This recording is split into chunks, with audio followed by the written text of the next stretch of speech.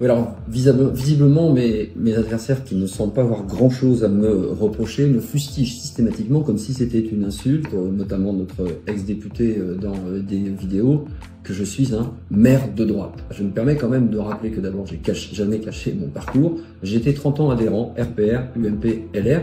LR que j'ai quitté à l'élection de Monsieur Wauquiez parce que je trouvais que ce parti était en train de vriller, de partir beaucoup trop à droite. Je me permets par ailleurs de rappeler que je suis maire de Courcouronnes depuis 2001, qui est une ville qui vote à gauche à 70% dans une élection quand je ne suis pas candidat, toutes les élections nationales. Donc est-ce que cette question est fondamentalement importante?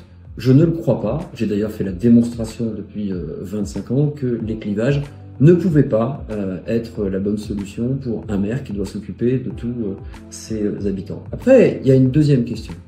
Est-ce que ce que l'on est véritablement à 20 ans doit encore l'être à 50 ans, dans un monde qui bouge, dans une société qui change tout le temps?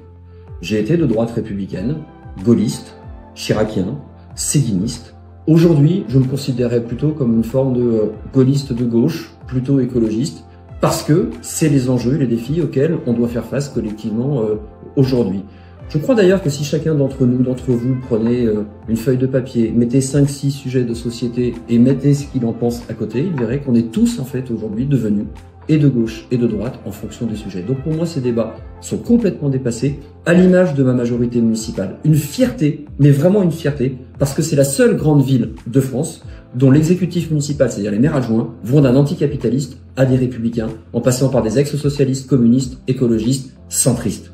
C'est ça notre fierté, c'est ça avancer ensemble, et c'est surtout comprendre que chacun d'entre nous, a une part de la vérité, et pas seulement un dogme, pas seulement un parti. Je pense que c'est plutôt ça l'avenir.